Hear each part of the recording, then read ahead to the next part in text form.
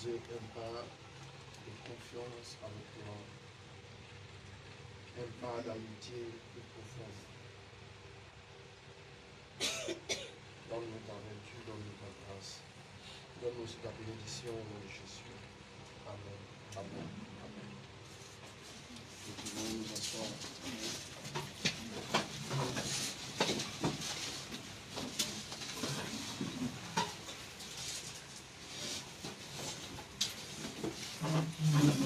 Alors, que le nom du Seigneur soit béni. Amen. Alors, nous voulons dire merci à Dieu. Nous allons commencer notre chapitre sur comprendre les vertus de la parole de Dieu. Nous allons sur comprendre les vertus de la parole de Dieu. Nous allons donner, j'ai élaboré jusqu'à, je me suis arrêté à 13 vertus. 13 vertus. Mon objectif, c'est d'aller jusqu'à 25. Donc, aujourd'hui, là, j'ai déjà eu le temps de travailler. Je suis à 13 vertus. Avec le maximum qu'on pourra donner aujourd'hui, c'est 13. Voilà, donc si, en mangeant, on est rassasié, en route, on est rassasié à la 7e, on va s'arrêter à la 7e. Sinon, on peut aller jusqu'à 13 aujourd'hui. Donc, on ne peut pas dépasser 13 aujourd'hui. Si on dépasse 13 aujourd'hui, ça va être juste du courage. Il faut qu'on puisse, que vous puissiez digérer ce que voilà, nous sommes en train de donner. Maintenant, on va aller au maximum jusqu'à 13. La prochaine fois encore, je peux continuer tout doucement. Pour sortir 25, puisqu'on veut s'appuyer sur la parole de Dieu, on peut donner des vertus qui sont justes, mais il faut s'appuyer sur la parole de Dieu et sur des versets précis. Voilà pourquoi, pour évoluer dans ce travail, c'est un peu lent. Donc, je vais donner 13 aujourd'hui. Si c'est possible, bien sûr. J'entends aller vite parce qu'il y a des vertus sur lesquelles il y a prêché. J'entends aller vite pour les premières là. Mais quand on arrive à partir de la 10e par là, voilà, ça c'est carrément tout nouveau. Donc, nous allons dire merci à Dieu déjà pour sa grâce. Et nous allons lire la parole de Dieu. Donc, le thème, cette dernière semaine, c'est au commencement était quoi? Ça, au commencement était la parole. C'est le thème qui est là. Au commencement était la parole. J'aimerais que vous puissiez vous disposer parce que je pense que notre hymne, notre devise, c'est la parole de Dieu. C'est-à-dire, la parole de Dieu, c'est la parole de Dieu. Amen. Ça, il faut que nous puissions être disposés déjà pour ça, pour pouvoir aussi, voilà, apprendre ce que Dieu veut nous apporter comme bénédiction. Amen. Donc, je disais ici la dernière fois que la parole de Dieu est le fondement de tout ce qui existe, est le fondement de toute chose. Avant la parole, rien n'existait. Et après que tout soit passé, la parole continuera d'exister. Parce que la Bible dit quelque part que le ciel et la terre passeront, mais quand on dit le ciel et la terre passeront, on dit la terre passera là. Pendant que la terre est passée, qui peut rester sur la terre? Et dit que les hommes et l'histoire des hommes même passera. Quand on parle de la terre, c'est ça, parce que ce n'est pas la terre du point de vue physique. La terre du point de vue physique, elle va passer, c'est clair. Mais tout ce qui est attrait à la terre, tout ce qui est travail, tout ce qui est occupation, tout ce qui même nous empêche d'avoir du temps pour Dieu, tout ça passera. Hein, ça passera. Soyez sûrs de ça.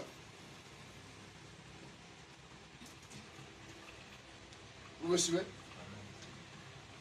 Voilà pourquoi, il n'y a pas longtemps, je parlais de, pour vous, quelle serait la journée rêvée de Dieu? La journée rêvée de Dieu. Je parlais de ça il n'y a pas longtemps. Vous vous souvenez? Il y a des gens qui pensent que la journée rêvée de Dieu, c'est de les voir en train de calvauder un peu ça et là, ou bien en train de rendre témoignage, ou bien en train de prendre l'avion. Ça, c'est pas le rêve de Dieu, ça. C'est pas le rêve de Dieu. Qu'est-ce que prendre l'avion? Qu'est-ce que travailler? Qu'est-ce qu'avoir beaucoup d'argent, construire de belles maisons à côté de la seule présence de Dieu? De la même manière, les gens relèguent Dieu au second plan au profit de leur travail, de leurs activités. C'est comme ça aussi, par exemple, vous verrez que dans les couples, monsieur aime plus sa voiture, il n'est plus attaché à sa voiture qu'à son épouse. Oui, oui. Oui. Si, si. Il n'est plus attaché vraiment à sa montre. Il prend plus soin de ça et puis bon. Ça, vous voyez? C'est comme ça. C'est parce que l'ordre des choses a été déjà faussé à la base. Quand la base a été faussée, le reste là. Et que, peu importe le temps que tu auras fait sur une mauvaise voie, il faut toujours faire des demi-tours. Ça dit, tu t'engages sur une mauvaise voie, à la fin tu ne verras pas des acclamations pour dire que tu as gagné. Ça sera peine perdue. Ça ne produira rien. Tu ne peux pas avoir de victoire sur la mauvaise voie. Voilà pourquoi aujourd'hui, l'homme par exemple est capable de tuer son prochain pourquoi? Pour de l'argent, c'est courant. Quelqu'un va poignarder son ami parce qu'il veut lui soutirer juste un billet de 10 000, il le poignarde et puis le gars tombe, il est en train de mourir là, et puis il n'y a pas de problème. Il prendra combien? C'est parce que les enfants de Dieu que nous sommes, la création de Dieu a refusé, a régné le Créateur. Donc ça fait que tout est, c'est comme une déprogrammation. Une déprogrammation. C'est comme un appareil qui a été déprogrammé. Malgré ses performances censées, qu'il est censé avoir, mais le portable ne peut plus fonctionner dans la logique. Ça ne marche plus. Il y a une déprogrammation. Comme un robot qu'on a déprogrammé. Il ne se retrouve plus. C'est ce que l'homme vit. C'est une sorte de déprogrammation génétique spirituelle. Il a intégré dans son système le virus qu'on appelle le péché. Et quand le péché, vous savez, ce qui fait que vous voyez des gens qui sont dans le péché, et puis quand vous leur parlez, ils disent non, vous exagérez vous. Comment tu peux venir? Pourquoi? Hier, j'ai regardé la télévision. C'est la première fois que j'ai vu cette chaîne A plus Ivoire. On se dit les baies. Avec voilà, le jeune frère là, qui est très chrétien, qui présente l'émission. Quand il était à Divine Amour TV après Brice. J'ai vu un petit débat, les relations sexuelles avant mariage, pour ou contre. Il y a un jeune qui a fait un développement que je trouve quand même assez intéressant. Il dit ça fait 8 ans qu'il a décidé, en marchant avec le Seigneur, en donnant sa vie à Dieu, il a décidé de sortir ces choses. Et il apprend à s'épanouir, il apprend avec la grâce de Dieu à marcher comme ça. Il y a une jeune fille qui était là. Quelqu'un a suivi? Une jeune fille qui était là. Vous avez suivi ce qu'elle a dit là? J'ai aimé aussi l'intervention de quelqu'un dans la foule. Il avait dit un truc. Lui, son intervention, j'ai trouvé son intervention très intelligente. Le tournait comme ça, puis tomber. Je me suis arrêté un peu. Il a vu le débat, il a vu le truc, il m'a dit attends, après que je regarde un peu. Il a aussi dit des choses intéressantes. Mais bon, ils ont dit des choses limitées, intéressantes, mais assez limitées. Mais elle a dit carrément que non. Elle a les rapports sexuels, ça. Elle donne de l'énergie, elle vit, elle sent que. Je me suis assis dans mon cœur et dit, mais en petit, c'est pas parce qu'on a la télévision que tu as commencé à parler comme ça. Donc, si tu veux, à la fin, on va te causer. Parce que toi, tu dois avoir beaucoup de problèmes dans ta vie. Il y a un qui s'est levé dans la foule là-bas, il dit non, mais lui, qu'une femme qui parle comme ça, c'est qu'il y a un problème. Une femme qui s'assure qui parle comme ça, c'est qu'il y a un problème. Elle doit avoir un problème. C'est un garçon qui doit parler comme ça. Ce qu'il a dit, c'est pas faux. Ce qu'il a dit, c'est pas faux dans un sens. C'est pas faux.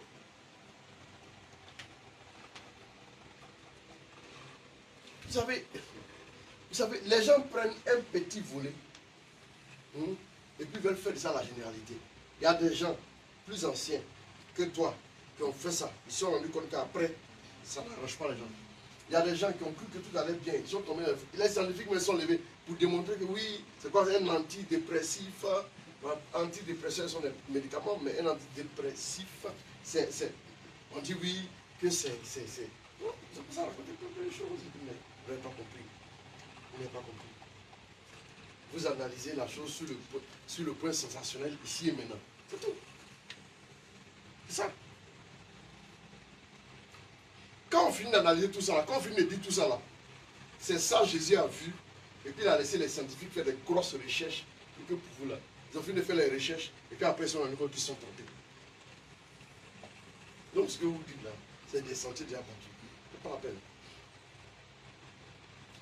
on se renseigne sur la proportion des personnes, c'est-à-dire le pourcentage de personnes qui vivent cette vie de sexualité intense là.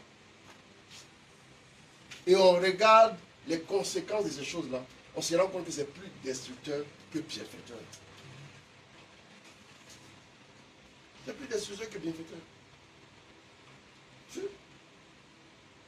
Mais les gens dans les débats, des trucs et autres, c'est qu'on se rend compte qu'aujourd'hui, la société n'arrive pas à trouver l'équilibre que Dieu avait déjà fixé, c'est-à-dire l'équilibre que Dieu avait déjà, comment on peut dire ça, préparé pour cette société dans laquelle nous sommes là.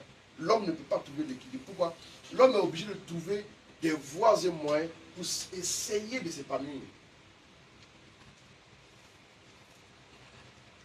Parce que l'impact d'un tel acte, ce n'est pas seulement juste sur l'instant présent, le corps et ce que ça peut apporter, mais il y a un impact plus grand dans l'ordre de l'émotionnel. C'est ça qu'il faut prendre en compte.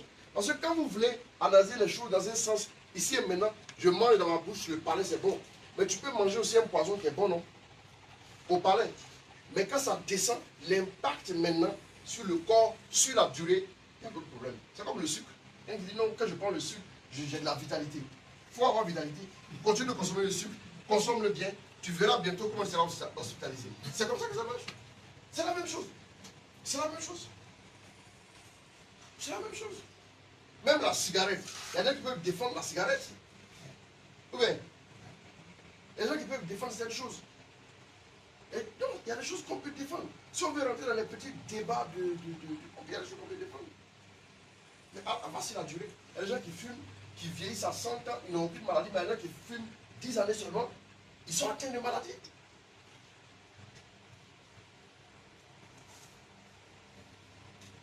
C'est parce que l'homme est en train de chercher l'équilibre. C'est tout. Mais l'équilibre se trouve là, en Dieu. S'asseoir dans la parole de Dieu. S'asseoir en Dieu. Quand tu arrives à t'asseoir là, tout est équilibré maintenant en toi.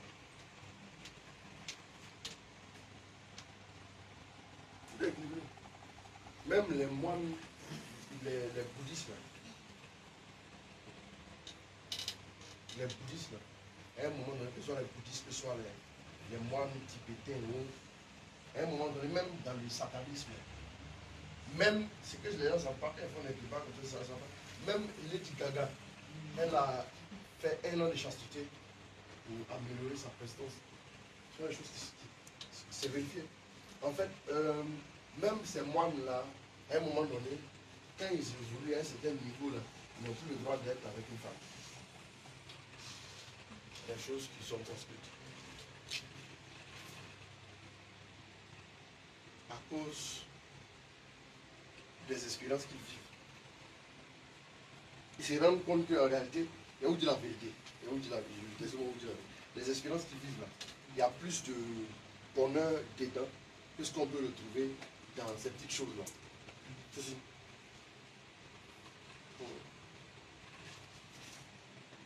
Pourquoi le corps? Certaines choses qui se font dans la chair, là, ça fait plaisir au corps. Mais pourquoi le corps est impérissable?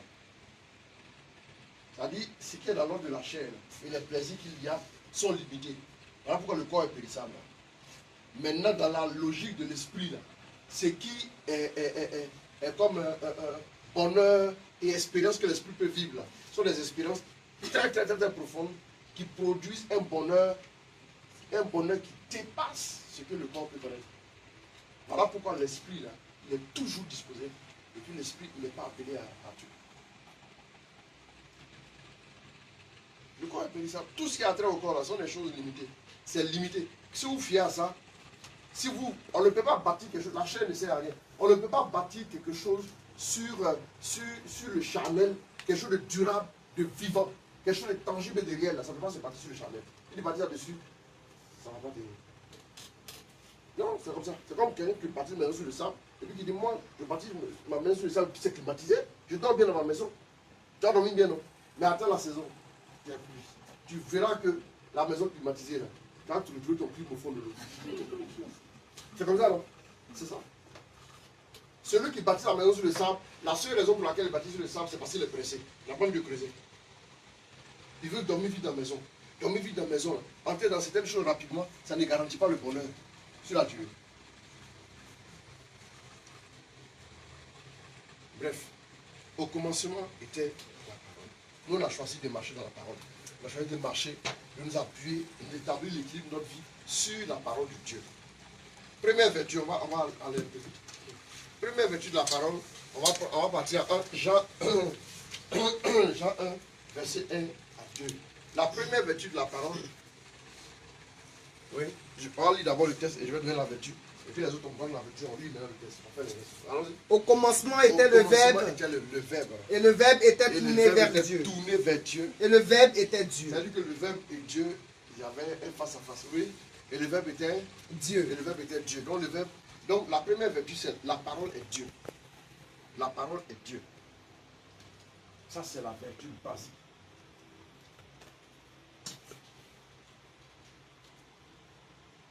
La parole est Dieu. Chaque fois. Pourquoi je donne les vertus de la parole? Quelle est l'objectif de cet enseignement? C'est pour nous emmener à ouvrir les yeux sur ce que nous avons déjà. À ouvrir les yeux sur la parole.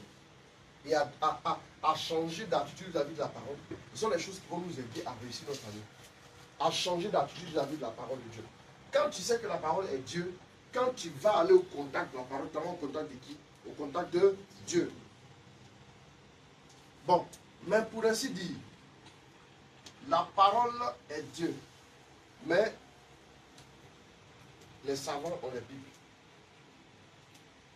Les savants ont les Bibles. Les scientifiques ont les Bibles. Que ce soit les musulmans, les bouddhistes, il y en a qui ont les Bibles. Ils sont les lecteurs de la Bible. N'est-ce pas? Ils ont des Bibles, ils sont les lecteurs. Ok? C'est-à-dire la parole de Dieu, on accède à ces vertus-là. On accède à ces vertus-là par le moyen de quoi? Non par la lecture, mais par le moyen de la révélation. Donc la méditation. Ouais, non. Donc n'importe qui peut se procurer une Bible. Ce n'est pas Dieu qui l'a systématiquement. C'est-à-dire qu'il a la Bible, mais ne rentre pas encore en contact avec Dieu. Mais la Bible est la parole de Dieu qui peut lui permettre de rentrer maintenant dans la révélation, en contact avec Dieu. C'est-à-dire derrière la lettre, là, il a la Bible, ce que j'appelle la Bible ici, c'est la lettre. La lettre. Il y a la lettre, et puis derrière la lettre, il y a une réalité, qui est Dieu, première vertu. Oui, non. Voilà. Sinon, quand tu vas ouvrir, tu vas fermer, c'est la lettre là qui est là, sur le champ. Mais le contact avec cette lettre-là peut produire la révélation. C'est la dimension de la révélation qui nous fait entrer dans la vérité des vertus. Tu jureras des vertus de la parole quand tu saisiras la logique et la dimension de la révélation. Tu rentres dans l'esprit de la parole. Les paroles que je vous ai dit sont esprit et vie. Et tu rentres dans l'esprit de la parole. Sinon, en réalité, dans un premier temps, c'est la lettre. C'est écrit. Jésus disait à ses disciples, il y a une phrase. Jésus, on va analyser de façon littérale, c'est une phrase. Mais derrière cette réalité-là, il y a une autre dimension. Je prends un exemple. Quand Jésus se met à marcher dans les rues, un jour, il y a une femme qui se dit, si elle arrive à le toucher, je sais que je serai guéri. Donc, elle relâche quoi? Sa foi. La foi maintenant qui décrypte la révélation. La foi maintenant qui touche à la révélation. Donc, en méditant la parole, tu te dis que je vais rencontrer Dieu. La foi ici, là, te connecte à la révélation et Dieu lui-même. La première vertu, c'est Dieu. Donc, quand la femme s'en va toucher, là, quand la femme s'en va toucher Jésus, Jésus dit, mais quelqu'un m'a touché. Pierre lui dit quoi? Pierre lui dit, mais les gens te pressent, les gens sont autour de toi. Comment toi tu peux dire que quelqu'un t'a touché? Et c'est logique. Donc, le Jésus qui passait auprès des gens, là, les gens qui le touchaient, pour eux, c'était juste un frère du quartier qui passait. D'où la lettre. Tu peux considérer que c'est un livre. Il n'y a pas de problème. Tu vas toucher, il n'aura rien. Mais dès que tu lâches ta foi en te disant que je sais que à partir de ce livre-là, je me connecte à Dieu. C'est Dieu que je rencontre en méditant ce livre. À partir de ce moment, Jésus va dire, quelqu'un m'a touché maintenant. Et quand il dit la deuxième fois que quelqu'un m'a touché, il dit parce qu'une force est sortie de moi. Le but ici de la foi chrétienne là, sinon on va accueillir la parole de Dieu qui est là. Comme la lettre, on devient juste des lecteurs, c'est comme un roman. Si toi, tu dis que tu es chrétien et que tu as la Bible chez toi, que tu la médites comme tu la lis comme un roman, alors que l'athée aussi, il a une Bible, il connaît même la loi d'Italio, il connaît, Jésus a dit une phrase sur Jésus donne l'autre jour, mais il sait ça, et puis lui aussi, il analyse la chose du point de vue littéral là. vous restez au même niveau. Tu n'as rien de plus que lui. Toi, tu n'as rien de plus que lui. Maintenant, toi, tu prends du temps pour prier. Toi, tu prends du temps pour marcher avec Dieu. Là. Et puis, tu n'as rien de plus que lui. Tu as à plaindre. C'est pas normal. Quand tu reçois la parole, c'est Dieu normalement que tu reçois. Donc, la femme s'est dit, si je m'avais touché l'habit qui est là, je ne sais pas si c'était habit Bazin, si c'était habit Bogolan, si c'était habit, l'habit de Jésus là. Le tissu c'était quoi, je ne sais pas. Si c'était un tissu d'égal. Je sais pas. C'est qu'elle s'en a touché. Elle touche. Elle ne regarde pas la qualité du coup. Si la France est bizarre, elle sait quelque chose peut me visiter. Elle n'a pas regardé tout ça. Il y en a qui veulent lire la Bible en cherchant dedans des failles. Toi, tu es né en quelle année? Et tu as vu jusqu'à quelle année toucher des failles dans la parole de Dieu qui est là avant toi, qui a été établie sur 1000 ans. Toi, tu es un comédien. Il ne faut pas regarder le tissu, il ne faut pas regarder la taille du gars. Ne réfléchis pas à ça. Comment ça va se faire, ce n'est pas ton problème. Mais même si les gens le pressent de partout, toi, elle se dit que si je le touche là, je serai guéri. Si toi, tu prends la parole de Dieu, t'assois, tu la médites, Dieu te visite. Si tu rentres dans cette logique, automatiquement les choses commencent à bouger.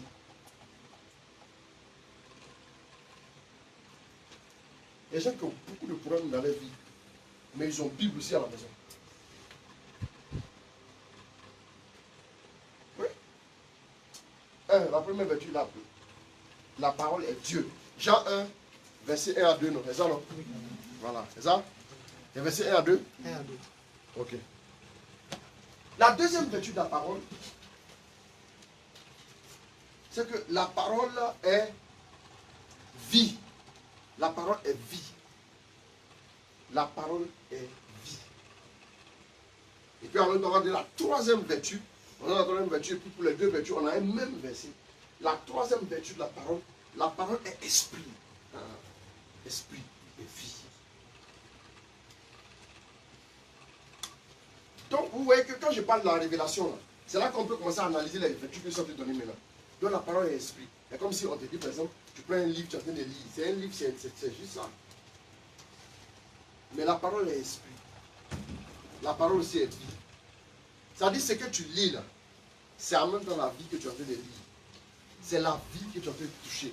Quand tu es en train de méditer la parole, quand tu es convaincu que tu es au contact de la vie, l'effet de la vie vient sur toi. C'est comme le cas de Jésus. Elle dit, si je le touche, je sais que je serai guéri. Si je le touche, je sais que je serai guéri. Elle dit en elle-même, peu importe. Je n'ai même pas besoin qu'il m'impose les mains. Souvent, là, tu peux t'élever avec la ferme intention que tu n'as même pas besoin que ta situation va changer. Je ne sais pas d'où le déclic va venir. Mais il faut que tu prospères financièrement. Mon fils. Il va m'indiquer, pas de moi. Je ne sais pas comment. Arrange-toi sur le palier de Dieu. Et vous savez le problème, il y a un choix. On doit faire deux choses. On peut faire l'une ou l'autre. Bon, je ne sais pas si vous sentez ça, quoi. Je ne sais pas si vous sentez la chose que je suis en train de sentir. Mais le problème, c'est que vous êtes trop limité dans votre vision de Dieu. C'est-à-dire le grand Dieu, là, vous le réduisez, réduisez. Il devient comme une fraction irréductible. On ne peut plus réduire. 2 tiers. On ne peut plus réduire. Vous le réduisez jusqu'à... Vous le réduisez. La quantité de sucre que tu amènes dans ton café, et vous savez que c'est sucré là. Prends la même quantité, mets-la dans paris d'eau. Goûte. Il n'y a rien. Réfléchissez à ça. Comment la quantité qui t'avait donné la saveur du sucre, qui t'avait donné la force et la densité du sucre, et tu sentais le sucre, cette même quantité, tu mets ça dans une autre quantité d'eau, et tu goûtes. Tu dis, mais il n'y a rien là. Comment le grand Dieu, lui, il est dans ta vie, puis il n'y a rien. Moi, même quand je m'assois dans mon cerveau d'être humain normal, je ne parle pas de prière même encore. Dans mon cerveau d'être humain normal, là. Je n'ai pas besoin qu'on me donne des preuves que Dieu existe. Il y a des moments où je dis à Dieu, parle-moi sur ce sujet. Lui à moi, je n'ai pas besoin de dire ça à quelqu'un. De lui à moi, il m'a répondu. Et puis c'est que si ce n'est pas Dieu là, personne ne peut donner cette réponse. Pour moi, ça suffit. Il n'y a plus besoin de preuves. Son existence, je n'en ai plus besoin de preuves. J'ai plus besoin de preuves. J'ai juste besoin d'approfondir d'approfondir ma communion avec lui. Je veux vivre encore des expériences. Je vis des expériences. Il y a en l'homme le désir de vivre ces expériences-là.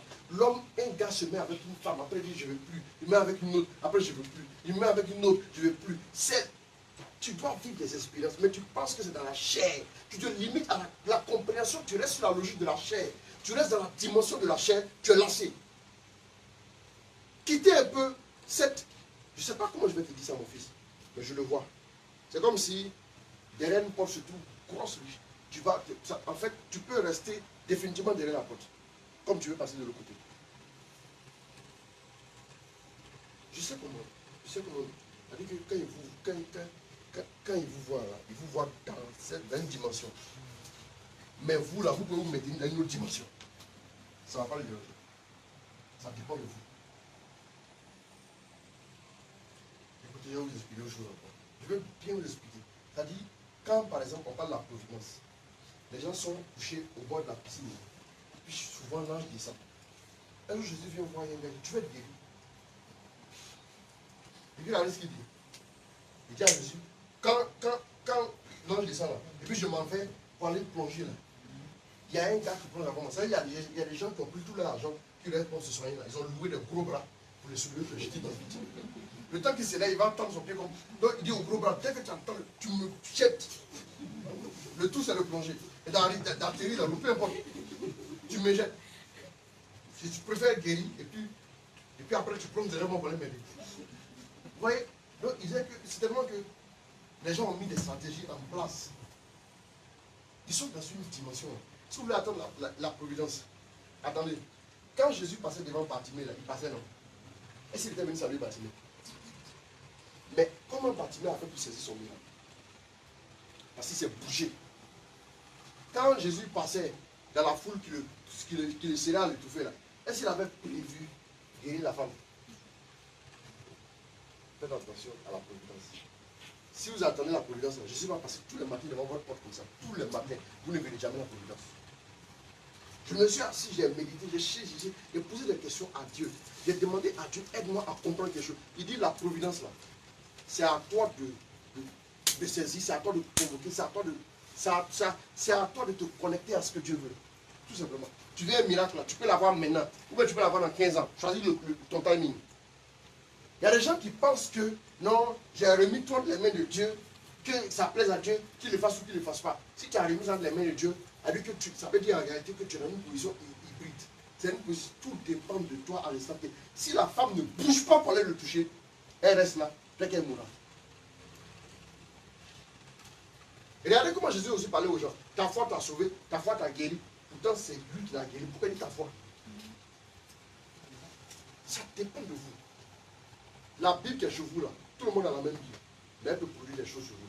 Tant que vous vous focalisez, par exemple, il y a deux attitudes, j'ai dit deux attitudes, non, tout à l'heure. La première attitude, c'est de rester focalisé sur nos souffrances. La deuxième attitude, c'est de rester focalisé sur la puissance de Dieu. Rien que sur la puissance de Dieu. Dans l'une des deux, il y a une qui va te maintenir dans un état, il y a une qui te conduira à un autre état. Choisis l'attitude. D'abord, la souffrance là, que tu es en train de te rappeler à toi-même là. Tu n'as pas déjà souffert, hein? Tu as déjà enduré la souffrance. À l'idée de penser à la souffrance, à l'idée de la ramener dans ton esprit, ça crée une nouvelle souffrance supplémentaire.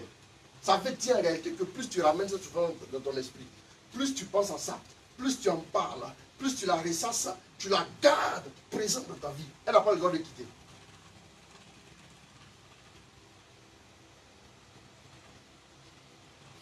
Tu peux décider de ne pas penser à ça. La femme là, elle avait 12 ans de maladie derrière elle. Mais là, à l'instant T, elle a fait quoi? Je vais aller le toucher, c'est que si je le touche, je serai guéri. À aucun moment. Est-ce qu'elle a dit à Jésus qu'elle va m'écouter pour entendre mon problème d'abord? Est-ce qu'elle a expliqué à quelqu'un qu'elle venait là? Non. La clé n'est pas forcément dans tout ce que nous pensons.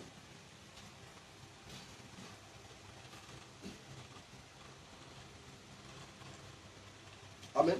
Amen. La clé n'est pas forcément dans tout ce que nous pensons. Amen. Donc, la parole est quoi? Elle dit quoi? La parole est vie et esprit. La parole est vie et esprit. Jean 6, verset 63. Allons-y. C'est l'esprit qui vivifie. C'est l'esprit qui vivifie. La chair ne sait de rien. C'est l'esprit qui vivifie. C'est l'esprit qui vivifie. Oui. La chair ne sait de rien. La chair ne sait de rien. Les paroles que je vous ai dites. Bon, je vous ai dit, je vous ai parlé tout à l'heure de la chair. J'ai parlé de la chair, n'est-ce pas? Quand j'ai parlé de la chair, j'ai dit quoi? Toute expérience bâtie sur la chair, elle va culminer dans l'échec. J'ai dit, bâtissez quelque chose de vrai sur la chair. Même si c'est quelque chose de vrai qui devait durer, parce que c'est parti sur la chair. Là. Tout, j'ai dit, même si tu as investi, tu as mis du marbre dans ta maison, c'est parti sur le sable, ça va tomber. C'est pas une question de marbre.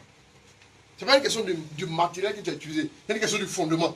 Quel est ton fondement? Peu importe. Si ton fondement est bon, ça marche. Peu importe si ton fondement est mauvais, peu importe ce que tu investis dedans, ça va s'écouler. Si tu as un fondement dans la chair, reprends la partie là. Si tu as un fondement dans la chair, il faut regarder ce qui va se passer. C'est l'esprit qui vivifie. C'est l'esprit qui vivifie. La chair ne sait de rien. On va à l'école pour devenir ingénieur. On va à l'école pour devenir ingénieur. On va à l'école pour devenir pilote. On va à l'école pour faire pharmacie. On va à l'école pour faire médecine. C'est pas ça? C'est ça, non? Vous savez aussi qu'on va. On va aussi à l'école pour marcher. On va aussi à l'école pour pouvoir prier. L'école de la prière. Il y a aussi l'école du miraculeux. Il y a aussi l'école de... il a mis mon truc là. C'est pas un montant, c'est ce truc là. Amen, voilà. Amen. Il faut aller aussi à l'école du miraculeux, à l'école de la révélation. Allez-y aussi. Vous pensez que ce sont les prières qui vont changer vos situations? Non. Si la prière doit changer ta situation, il peut avoir un temps assez long. Dès que Jésus est en train de passer devant toi là, c'est ton temps là qui est là. J'ai remarqué que ceux qui ont été guéris, c'est au moment où Jésus passait là, que ça a été le temps. Ce n'est pas après. Bartimée s'est mis à crier. Bien que les gens l'aient raboué pour lui, toi tu la fermes là-bas, toi comme ça. Il ne s'est pas laissé décourager. Prenez contact avec la parole. Prenez un vrai contact avec la parole. Il faut terminer la lecture. Les paroles que je vous ai dites sont esprit et vie. Les paroles que je vous ai dites sont quoi? Esprit et vie. Esprit et vie. C'est-à-dire la parole de Dieu est capable de produire en nous quoi? La vie de ce qu'elle dit. Elle est capable de le faire. Mais retenez l'image que Jésus a utilisée tout à l'heure. La femme est venue, elle dit, si je le touche, je serai guéri. Qu'elle a touché dans le... Là, c'est tellement que le contact était le plus léger possible. Peut-être que c'est tellement qu'il était juste comme ça. Il y a une foule là. Il y a vous dit une chose. Hein. Il y a une foule. Et puis la femme qui était frêle, 12 ans de maladie. Il y a une foule compacte. Normalement, si cette femme-là l'a touché, Jésus ne devait même pas savoir que la femme l'a touché. Il ne devait pas du tout savoir. Vous savez, ce n'est pas la monnaie des lits qui fait la différence. Mais c'est la profondeur dans la lecture.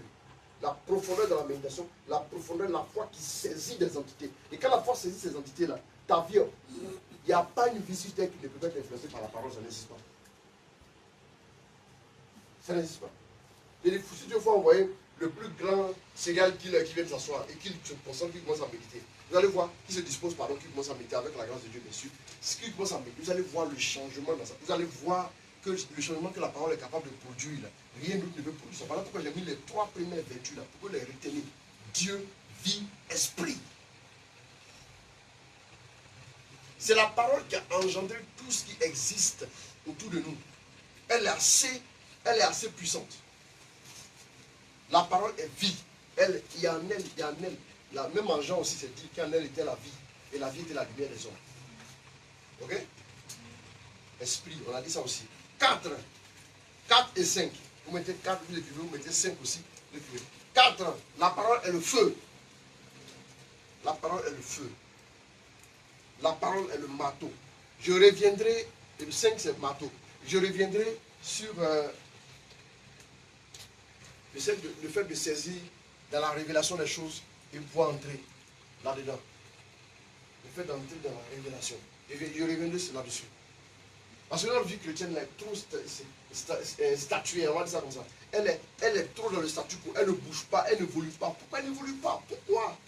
Parce que nous vivons une vie chrétienne, on marche toujours ensemble, on se frotte à Jésus, on passe dans le quartier, on le rencontre, on le voit toujours dans le bus à la même place. Le jour où Jésus passe devant toi, c'est l'occasion pour toi que tout change dans ta vie. Le jour où tu reçois la parole de Dieu, le jour où tu entends la parole de Dieu, le jour où la parole de Dieu est en train d'être prêchée là, c'est un jour spécial pour toi, pour quelque chose. Chaque jour que tu entends, c'est le jour pour quelque chose de précis en Dieu. Mais ça dépend de toi. Voilà pourquoi tu peux vivre le miraculeux chaque jour, mais tu peux ne jamais aussi le vivre. Parce que cette femme-là, autant de fois, elle viendra se dire que je vais toucher son vêtement, je l'ai guéri. Elle sera toujours guérie. Mais toi, quand tu viens, est-ce que tu te prépares comme si tu allais à un rendez-vous vraiment? Ou bien tu viens juste à la prière? C'est ça qui fait le problème. Il faut préparer, c'est un rendez-vous. C'est un rendez-vous avec Dieu. On doit se parler. Quand par exemple tu vas rencontrer un ministre ou un président, quand tu t'habilles, on sait que quelque chose forcément va se passer. Mais quand vous allez pour rencontrer Dieu, vous devez vous disposer. Je le vois. Hein. Tu es juste à proximité, juste à côté. Je le vois dans mon esprit. C'est clair. C'est clair. Ne laissez pas. C'est temps si je prie. Hier, je prie, je dis à Dieu, il y a forcément quelque chose, il y a une explication. Ce n'est pas seulement polémique, ce n'est pas seulement polémique, ce n'est pas affaire fais ceci, c'est pas affaire oui, on a vu tel ici, on l'a filmé ici, on l'a vu à tel endroit, c'est choquant. C'est pas ça. C'est pas de ça qu'il s'agit. Derrière la polémique, il y a quelque chose à retenir. Il y a quelque chose que tu veux nous donner. Je ne parle même pas en termes de sagesse, je parle en termes de manifestation de Dieu. Il y a quelque chose que... Il dit, regarde, c'est comme la fumée. Derrière la fumée, il y a autre chose. Quand tu as vu la fumée, tu sens l'odeur, soit c'est une grenade qui a été jetée, soit c'est lacrymogène que vous avez vu, ou bien c'est un feu. Derrière la fumée, il y a quelque chose. Et des choses plus délicates, plus graves, qui n'ont créé aucune polémique. Il y a quelque chose. Il y a quelque chose que Dieu veut nous donner. Le diable maintenant va utiliser des choses maintenant pour envoyer des polémiques. Sortez de là. Restez focalisés sur Dieu. Et là, ils sont assis dans les bureaux, ils volent, ça passe scandale. On dit quand ils passent à Kamel. Pourquoi on disait Seigneur, faites-moi quelque chose. Si vous voyez des charognards qui passent, qu'il y a quelque chose. Parce que Jésus a dit, quand vous voyez quand la fin est arrivée, vous voulez. Il dit, mais comment on reprend ça par ça?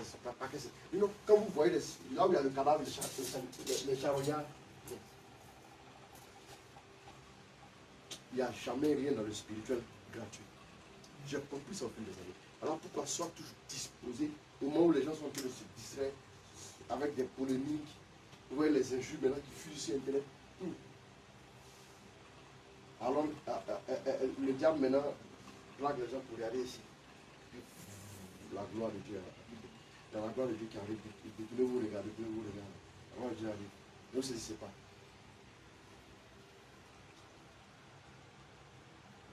Le Seigneur que je prie, ce n'est pas un menteur. Il ne peut pas. Il ne peut pas mentir. Il veut forcément le bien de l'homme. Il veut forcément que tu sois. Il veut forcément ton bonheur le plus intime. Il veut ça. Il désire ça pour toi. Je vous assure que Dieu le désire. Ce que vous voyez en bien, Dieu l'a déjà vu. Plus de bonus pour vous. Mais c'est que vous-même, vous ne comprenez pas.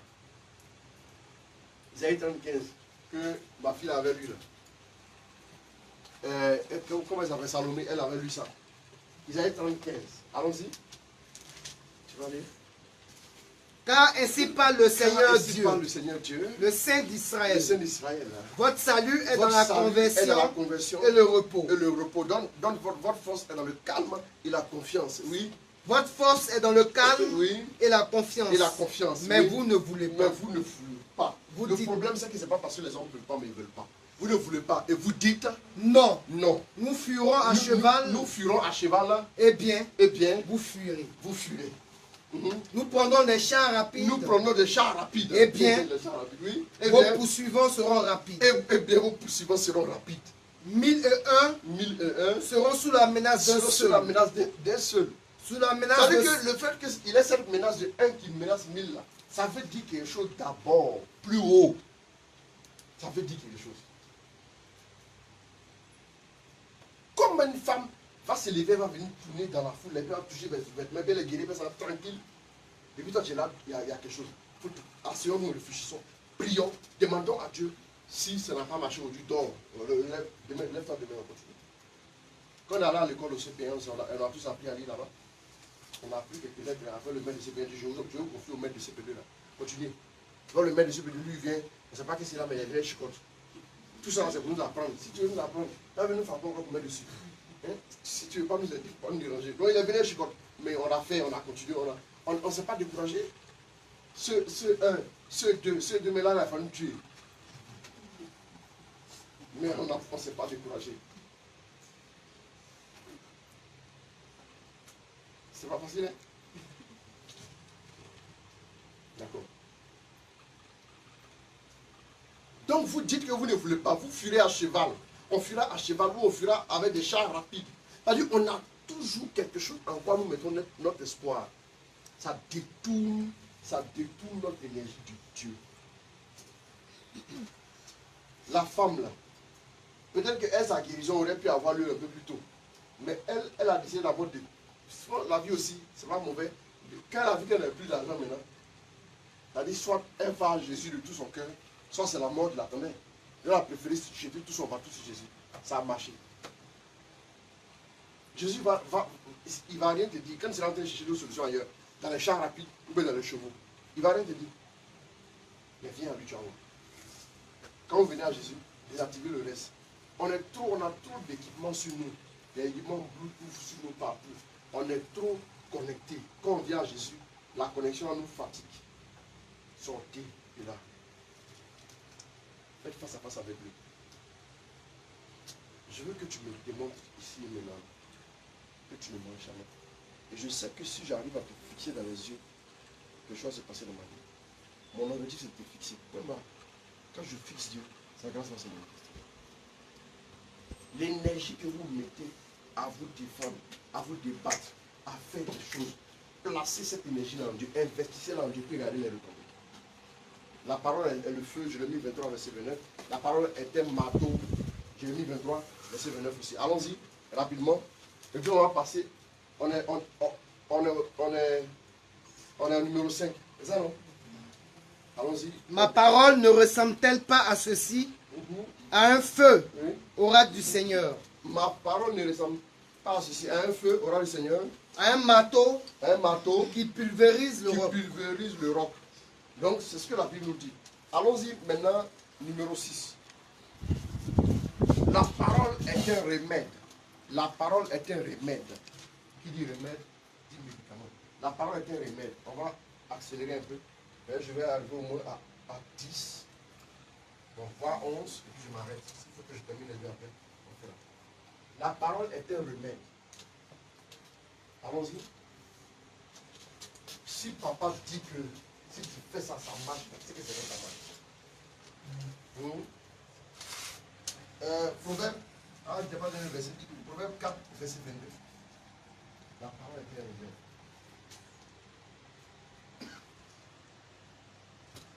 Car ils sont vifs pour qui les recueille. Bon, il faut lire le 22 pour qu'on aime bien le 22. Bon, d'accord, vas-y là. Mon fils, prête attention à mes paroles. Prête attention à mes paroles. Quand tu arrives 22, tu dis 22 et puis tu dis 22. Allons-y.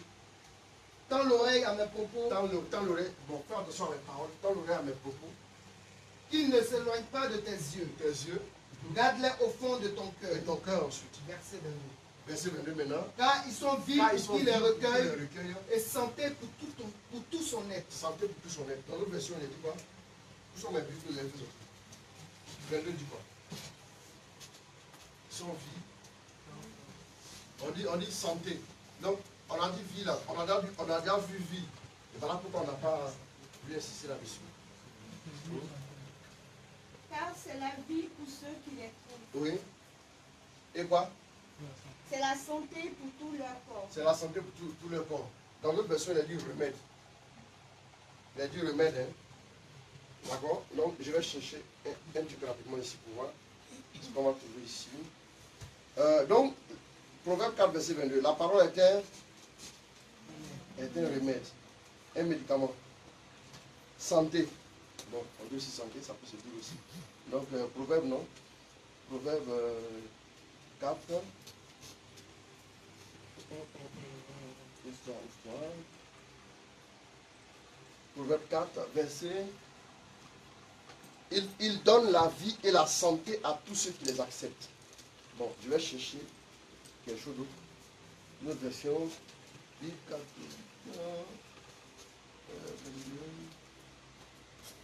Santé pour tout leur corps. Ils sont vie, santé pour tout leur corps. Je vais chercher une autre version. Bible David en français.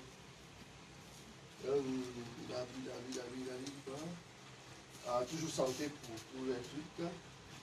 Second révisé, non.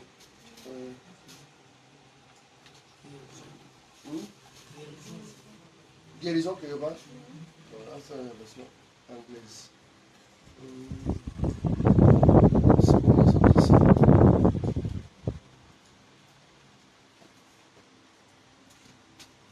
Santé encore.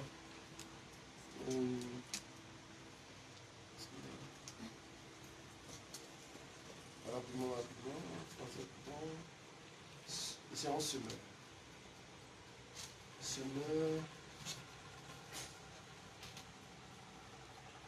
Quand ils apportent la vie à celui qui les accueille, ils assurent la santé du corps. D'accord. Personne ne nous dit encore. Bon, voyons ça par exemple. 22 dit quoi ici? Et la santé. On peut aller Jérusalem aussi. Second 21. C'est plus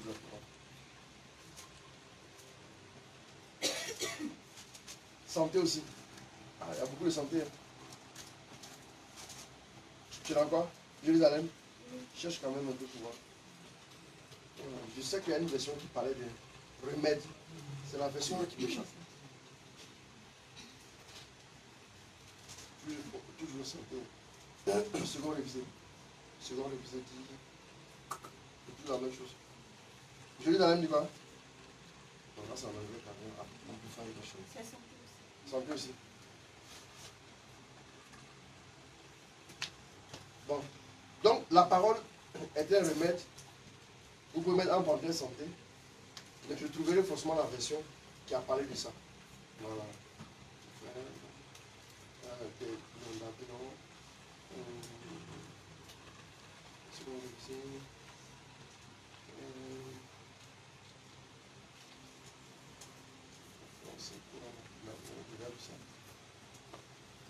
Bien, donc on continue. On continue. On reviendra tout à l'heure dessus. Ou même pour la prochaine fois, je vais chercher pour voir la version qui est là. 7. Psaume 119, verset 105. La parole est la lumière. En nous parlant, on peut dire la lampe.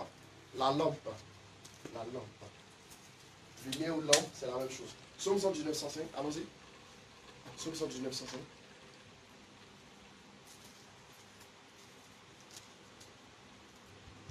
Ta parole est une lampe pour mes pas, une lumière pour mon sentier. Voilà, une lampe pour mes pas, une lumière sur mon sentier. Tous les problèmes de discernement, voilà la réponse. Tous les problèmes de discernement que vous avez, c'est ça.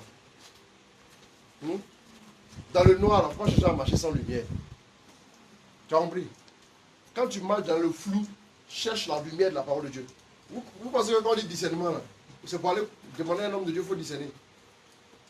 C'est pas ça. C'est pas ça, le discernement.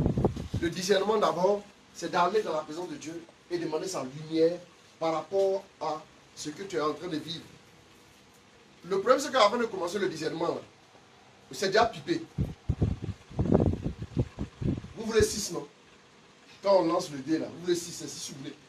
Comment vous voulez? Vous voulez 6? 6 vous voulez, non? Maintenant, donc, vous prenez le dé, là, et vous allez chez un imprimeur. Il imprime 6 sur toutes les faces. Voilà, c'est ça. Voilà comment, quand vous le voyez aller prier pour chercher la face de Dieu, primer le discernement par rapport à quelque chose, il faut que Dieu lui dise d'abord ce que lui veut là. Si Dieu ne lui dit pas ça, lui c'est pas la peine. C'est-à-dire que je vais aller le chercher dans l'optique. Quand ils vont chercher Dieu, c'est pas pour dire à Dieu, tu dis oui ou bien tu dis non. C'est pour aller que tu me dises oui par rapport à ce que je veux. Après tu cherches.